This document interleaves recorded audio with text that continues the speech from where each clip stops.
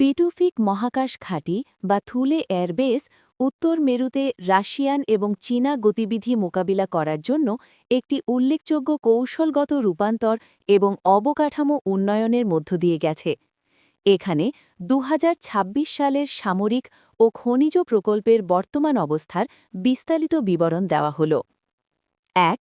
সামরিক অবস্থা পেটুফিক মহাকাশ ঘাঁটি ২০২৬ অপারেশন নোবেল ডিফেন্ডার ২০২৬ সালের শুরুর দিকে মার্কিন যুক্তরাষ্ট্র এবং কানাডা নোরাডের মাধ্যমে পেটুফিকে উন্নত যুদ্ধবিমান যেমন F-35 লাইটনিং II এবং F-16 মোতায়েন করেছে। উত্তর মেরু এলাকায় দ্রুত সাড়া দেওয়ার জন্য এই বিমান ঘাঁটি একটি অগ্রবর্তী অপারেটিং হাব হিসেবে কাজ করে। উত্তর মেরুর চোখ এই ঘাঁটি আপগ্রেডেড আর্লি ওয়ার্নিং রাডার পরিচালনা করে। এই সিস্টেমটি ৩,০০০ মাইলেরও বেশি দূর থেকে বস্তু শনাক্ত করতে পারে, যা উত্তর আমেরিকাকে লক্ষ্য করে সমুদ্র থেকে উৎক্ষিপ্ত বা আন্তঃমহাদেশীয় ব্যালিস্টিক ক্ষেপণাস্ত্রের বিরুদ্ধে প্রধান প্রতিরক্ষা ব্যবস্থা।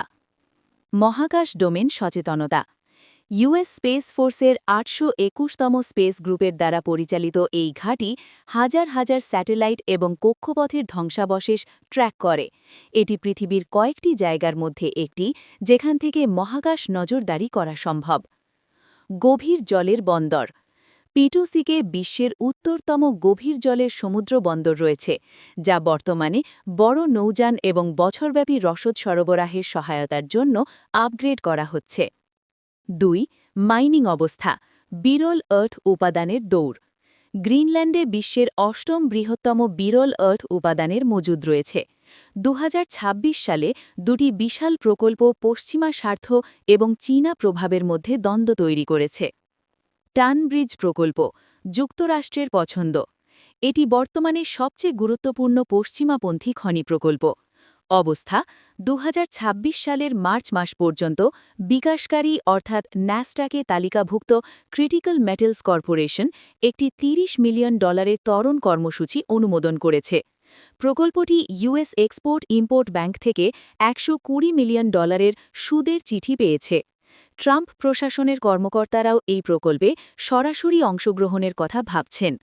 সময়সীমা খনিটি কাকারতক শহরে একটি পাইলট সুবিধা ২০২৬ সালের মে মাসের মধ্যে প্রস্তুত করার কথা রয়েছে।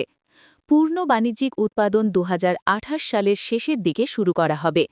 চীনের বাইরে বিশ্বের বিরল আর্থ উপাদানের চাহিদার ১২% সরবরাহ করা এর লক্ষ্য।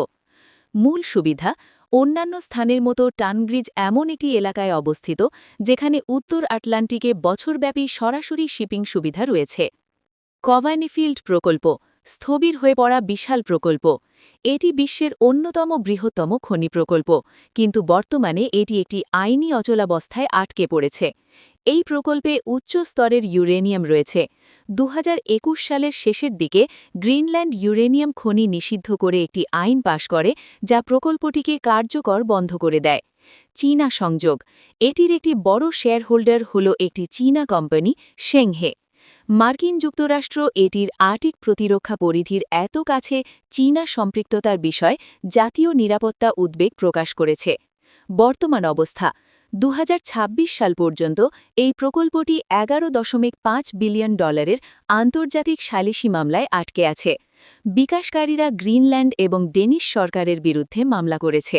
ভিডিওটি দেখার জন্য আপনাকে ধন্যবাদ। ভিডিওটি ভালো লাগলে প্লিজ লাইক কমেন্ট শেয়ার করুন এবং ভবিষ্যতে এমন আরও ভিডিও পেতে চ্যানেলটি সাবস্ক্রাইব করুন ও বেল আইকনটি ক্লিক করে রাখুন। আপনাকে অসংখ্য ধন্যবাদ।